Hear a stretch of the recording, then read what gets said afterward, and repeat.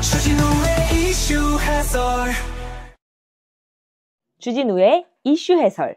구독, 좋아요, 알림 설정 부탁드립니다.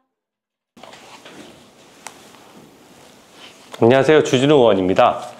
얼마 전에 이재명 대표가 자신은 아무리 자신을 괴롭혀도 보복을 한 적이 없다라고 발언을 했습니다. 유시민 작가와 대담 중에 유튜브 방송을 통해서 직접 얘기를 했는데요. 아마 국민 여러분들께서 되게 웃으셨을 겁니다. 정치 보복이라든지 보복을 떠올렸을 때 이재명 대표 얼굴이 딱 떠오르거든요. 근데 거기에 대해서 저는 평생 살면서 아무런 정치 보복을 해본 적이 없다. 보복한 적이 없다. 그렇게 얘기를 했는데 저는 그 점에 대해서 좀 짚어드리고자 합니다.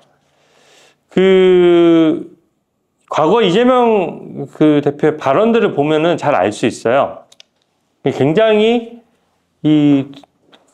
권력을 좀, 유명한 그 말도 있잖아요. 권력은 잔인하게 써야 된다. 이런 말도 했습니다. 2021년도 11월 달에 KBS에 출연해서요. 우리가 권력이라고 말하면 내 의사를 원하지 않는 상대에게 관철시키는 힘이 바로 권력입니다. 이게 합의나 뭐 이렇게 협의를 하거나 대화를 하겠다는 게 아니라 내가 권력을 잡으면 원하지 않는 상대에 대해서도 관철시키는 힘을 권력이라고 인식한다는 것을 알 수 있고요. 또 이재명은 합니다라는 그 책의 149페이지에도 나오는 내용인데요. 이제 김어준의 파파이스에서 이제 질문한 겁니다. 만약 이재명이 대통령이 되면 제일 먼저 뭘 하겠느냐? 라고 했더니 뭐라고 답변했냐면 작살부터 내야죠. 이게 굉장히 무서운 말이죠. 작살부터 낸다는 말이 정치인으로서 그렇게, 정치인뿐만 아니라 일반 국민들도 누군가를 작살낸다는 표현을 잘 쓰지 않잖아요. 또 2022년 2월 27일에 대선에서 울산에서 유세를 했었거든요. 그때는 뭐라고 얘기했냐면 이재명이 세상에 어떤 대통령 후보가 정치 보복을 공언하느냐, 하고 싶어도 꼭 숨겨놓았다가 나중에 몰래 하지, 이런 말도 했어요. 이 말이 뭐겠습니까? 아니, 정치인한테 물어보면 정치 보복하겠다고 말하는 정치인이 어딨냐, 나중에 몰래 하는 것이지 대놓고 하는 사람이 어딨냐, 이런 뜻이거든요. 여기에 이재명의 속내가 들어가 있는 겁니다. 지금도 마찬가지예요. 나이산처럼 한 것처럼 얘기하죠. 저는 괴롭힘 당해도 보복하지 않습니다. 보복한 적이 없다라고 얘기를 했어요. 근데 이렇게 대놓고 보복하겠다라고 떠들진 않아도 몰래 하겠다, 이런 것을 스스로 발언을 했잖아요. 그러니까 이런 부분들이 이 권력을 어떻게 남용하고 보복에 사용할 수 있느냐 하는 부분을 좀 알 수 있는 부분이라고 생각합니다. 저는 괴롭힘을 당해도 보복하지 않았다는 말을 깰 수 있는 그 첫 번째 케이스가 친형 강제 입원을 시도했던 그 사건이라고 생각합니다. 지난 사건 아마 대부분 아실 거예요. 친형이 성남시 시정에 대해서 계속 비판하는 글을 올렸거든요. 그것을 이제 강제 입원을 시키려고 한 겁니다. 정신병원에 입원을 하는 것은 기본적으로 당사자가 동의를 하고 그 직계 가족들이 동의를 한 상태에서 입원을 하는 것이거든요.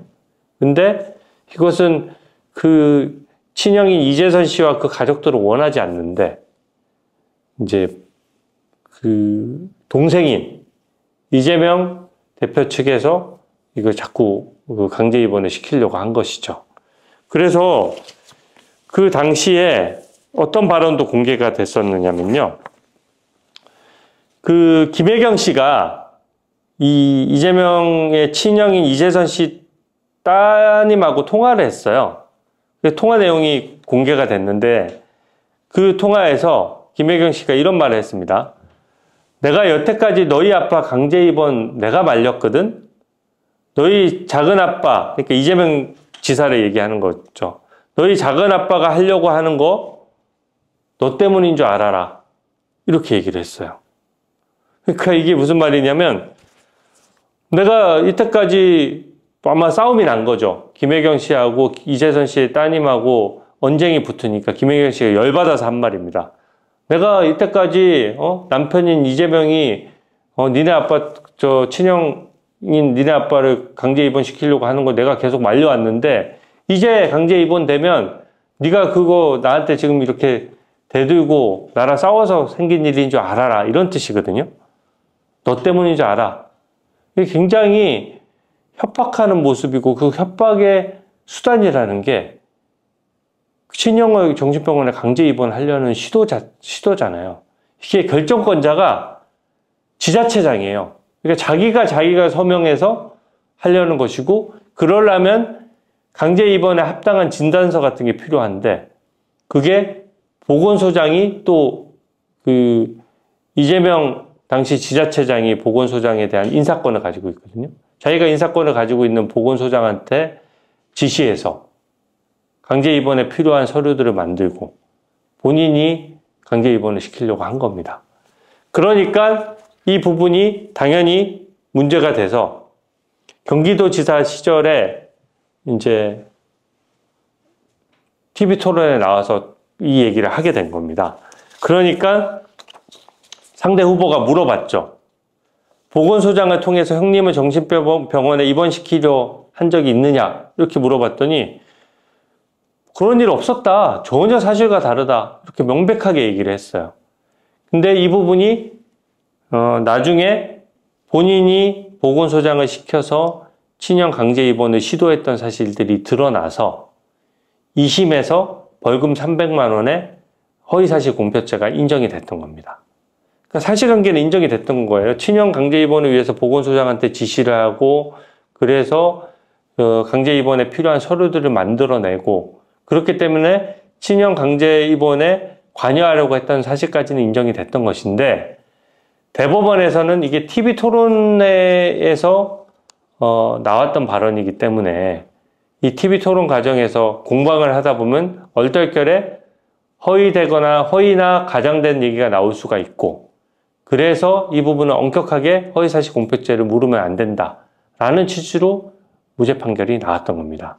그러니까 사실관계는 인정이 된 거예요. 친형을 강제 입원시키려고 시도하고 지시하고 관여했던 사실은 인정이 됐고 다만 관여한 적이 없다라고 한 것을 TV 토론의 발언이기 때문에 처벌할 수 없다라는 게 대법원의 결론이었습니다.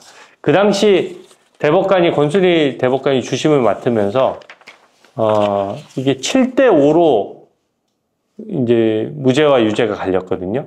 대법관 12명 중에 5명은 당연히 유죄다라고 본 거예요. 근데 권순일 대법관이 주심으로써 무리하게 법리 구성을 하다 보니까 당시 법리적인 사유로 무죄가 나왔던 것이지 실제 사실관계는 친형 강제 입원에 대해서 관여한 사실까지는 명확히 인정됐다. 이게 일반인들은 생각하기 어려운 수단입니다. 그러니까 일반인들은 잘 모를 거예요. 성남시장이 결과적으로 강제 입원을 결정할 수 있는 권한이 있다. 그러니까 어떤 사회 방어를 위한 것이죠. 이게 정신병력이 너무 심해지면 뭐 예를 들어서 범죄로까지 이어질 수 있으니까 굉장히 엄격한 기준 하에서 이건 도저히 안 된다라고 봤을 때 강제 입원을 지자체장이 결정할 수 있도록 돼 있거든요. 자기한테 그 권한이 있다는 걸 인지하고 그 권한을 행사해서 그것도 남도 아닌 친형에 대해서 그리고 그 친형을 강제 입원시키려고 했던 이유가 뭡니까? 본인 시정에 대해서 비판하는 글을 계속 올린다는 이유로 이렇게 미우니까 그렇게 했겠죠. 아니 이게 보복이 아니면은 뭐가 보복인가요? 저는 괴롭힘을 당하면서 한 번도 보복한 적이 없다는 말을 어떻게 그렇게 천연덕스럽게 할 수 있는지 저는 그게 너무나 의문스럽고요. 나중에 더 자세히 말씀드리겠지만 이번에 검사들 탄핵하고 지금 또 공약 낸 것 보니까 검찰청의 수사권을 박탈해가지고 공소청을 만들겠다라고 하잖아요. 왜 그랬겠습니까?